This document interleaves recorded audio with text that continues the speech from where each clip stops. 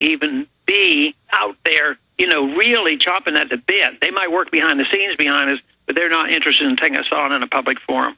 They don't want to give any attention to it. They think it may be covered by the news networks. If Bernanke or somebody like that is there, but it's too late. As you've said many times, the momentum is now beginning to shift. The people are like, why can't we audit the Fed? They're realizing that the real power structure, the real government, is the private, run-for-profit Federal Reserve. And I meant to get to this issue of the hearings. Can you talk about what's going to happen tomorrow and then how you see the process unfolding in the months and years to come in bringing this corporate private banking dictatorship to heel? Well, I think tomorrow's hearings will be pretty bland. That would be my guess. Probably not much media, but we'll get a recording of it. And Tom Woods is a good economist and historian from the Mises Institute. He'll be testifying for us. And he will have a very good statement, and he's a very bright person and knows, how to handle a debate like this. Barney Frank will probably be not antagonistic nor derogatory toward the bill, and he will try to publicly pacify the people who are concerned and worried about it.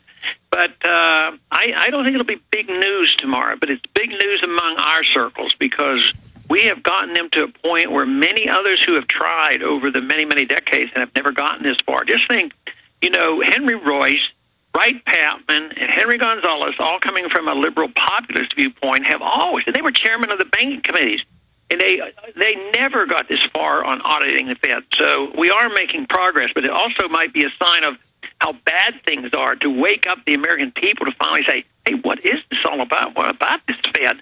So I think it's the crisis that we're in as well as the time has come around, and I think our communications are so much better with radio talk shows like this as well as the Internet.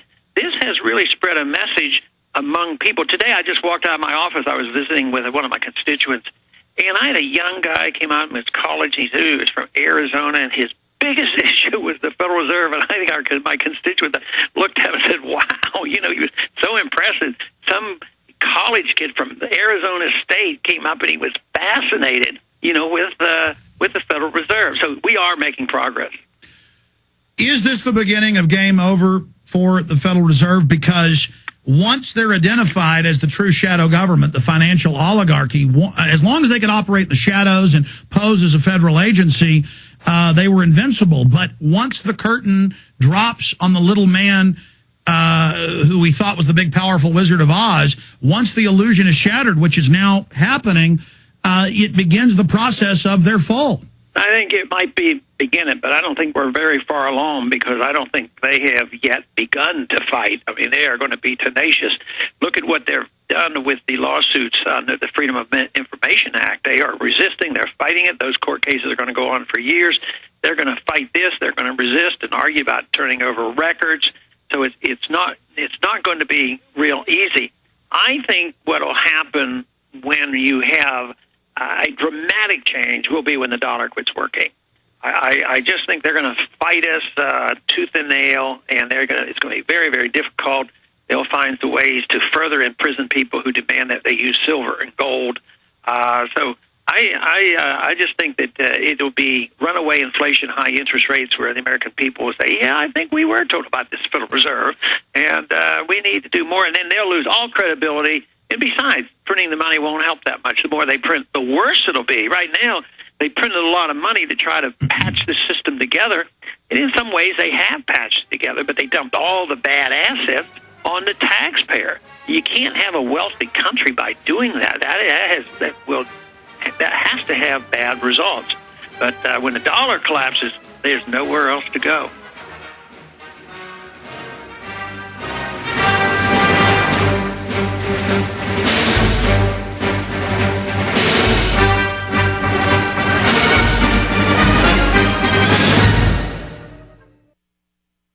The illusion created by the power elite is a lie that covers even the food they want you to eat. Will you continue to be their profit center, buying their processed food that makes you sick? Go to the doctor and buy their drugs? You don't have to cooperate. There is a solution. Inner Health Botanicals, a company that my wife and I just love, have been providing products for the last 5 years that give you the perfect solution to this madness. Try their Inner Food with 20 organic ingredients full of dense nutrition that gives you the energy you need and will keep you well. It even won the award for Best Superfood of 2009 from our friend Mike Adams, the Health Ranger. I love their NutriCafe. Great organic coffee infused with herbal extracts to boost your immune system. Try all of their truly honest products that will keep you alive and healthy. Go to ENERFOOD.com or give them a call right now, 866-762-9238. Click on their banner at Infowars.com to see all the available discounts. Hello, friends. This is Alex Jones, and I want each of you to ask yourself this question. Do you really know what's in your tap water? In a recent study conducted by a major environmental auditor, they found that over 260 chemicals and pollutants are present in municipal drinking water. Many of these chemicals are directly linked to cancer, reproductive, immune, and developmental system diseases. Now, what are you going to do about it? The Ecola Blue atmospheric water generator is a low-cost way to take back control of you and your family's drinking water. The Ecola Blue 28 produces up to 7 gallons of water from the humidity in the atmosphere and uses state-of-the-art carbon filtration, reverse osmosis, and ultraviolet light sterilization techniques. That's right, clean water right from the air you breathe. Order today by calling 1-800-691-6043. That's 1-800-691-6043. Or visit Ecola Blue on the web at www.ecoloblu.com today. That's ecolablue.com. Have you ever wanted to generate your own supply of electrical power? If so, this is going to be the most important message you will ever hear. Solar-powered generators are now available from Solutions from Science in Thompson, Illinois. These emergency backup systems provide life-saving electrical power when you need it most. Unlike gas generators, a solar generator runs quietly, emits no fumes, and produces electricity for free. It's like having an electric power plant running quietly in your own home. Run sump pumps, shortwave radios, computers, and even keep food from spoiling. Whether it's hurricanes, ice storms, brownouts, or blackouts, you'll never have to suffer through painful power outages again. When the power goes out, you'll be ready. With a solar-powered generator from Solutions from Science, go to mysolarbackup.com and get off the grid today.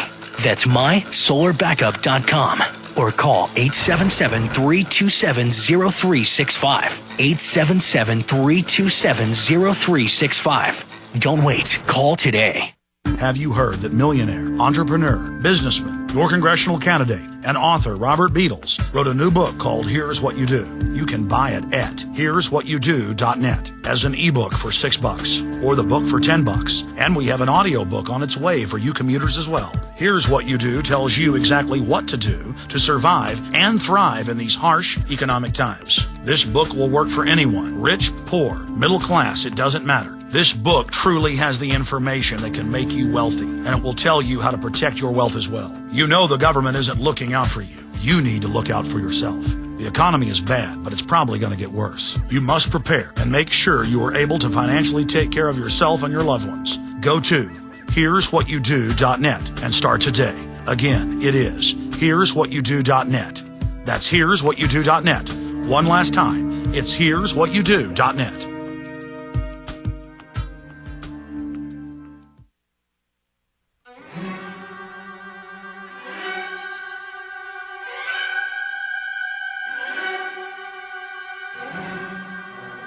Congressman, I don't even pretend to know what's best to suggest you do tomorrow in these hearings, but I know you're a very polite, focused, intelligent, scholarly person. I would just encourage you to call them out and to be as aggressive as possible because that more firmly cements you as the leader. And I think you're the man for the job against these people. And I would also hope that you would entertain, and perhaps I would ask now what your opinion is of this, to bring up the conflict of interest issue that you have this revolving door between Goldman Sachs and J.P. Morgan Chase and the governors of the private Fed like Geithner, Paulson, Bernanke, the campaign contributions to both parties. Of course, Barack Obama getting 4 times the Goldman Sachs money, almost 5 times that John McCain got. I really think if you just discredit them out of the gates, that's the one thing that I've noticed in these hearings, and I've watched scores of them. I know you've been in scores of them. I watch them at night when I get home. I record it, hours of it, and that's seems to be the cross or the holy water to the vampires, just to call these